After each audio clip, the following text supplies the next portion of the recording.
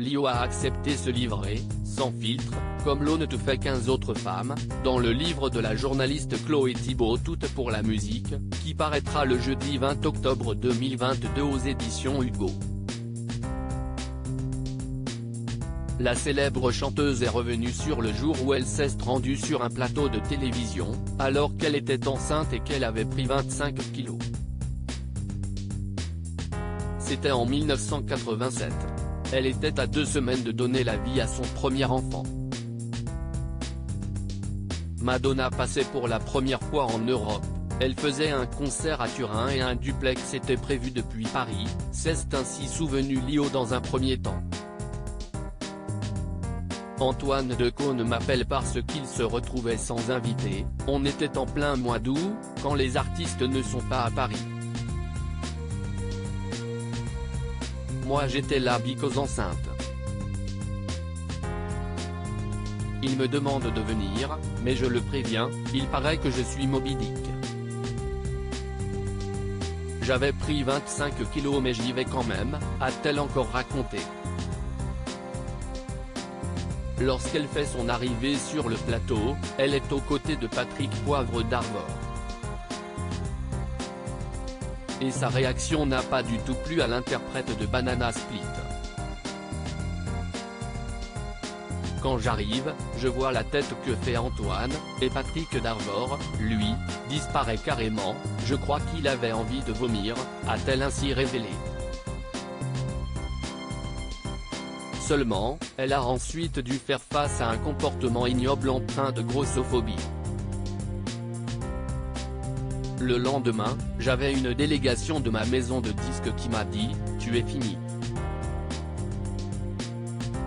Ils cherchaient comment me rendre mon contrat. Comment expliquer à Lio qu'on l'a signé parce qu'elle était belle et mince et que maintenant si est une grosse loutre. À découvrir aussi où Chancellor Scraplan to remove 45% income tax rate for higher Nercy Bar Vertical sponsorisé par Taboula Lio a pu compter sur le soutien de son public devant cette grossophobie seulement, la future mère de famille a pu compter sur le soutien de son public pour lui remonter le moral et surtout, lui redonner confiance en elle. Dès le lendemain, des sacs de jute de la poste sont arrivés avec tellement de lettres de femmes qui me disaient merci. Ah là là, j'ai pleuré. Toujours dans le livre, Lio a révélé avoir de nombreux remords concernant son tube Banana Split. Je sais que j'ai totalement ouvert la porte aux pédocriminels et que j'ai apporté de l'eau à leur moulin. Je m'en aperçois aujourd'hui.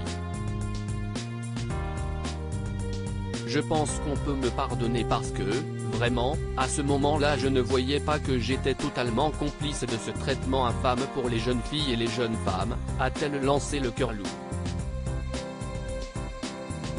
Même si elle comprenait les paroles de sa chanson à double sens, avec du recul, elle a compris qu'elle n'avait pas saisi toutes les nuances.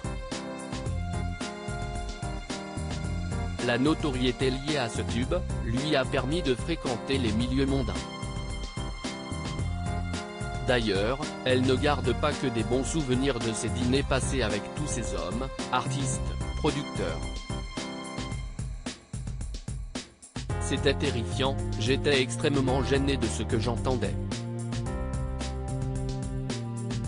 Cette rigolade, c'était glauquissime, je n'aille pas d'autres mots.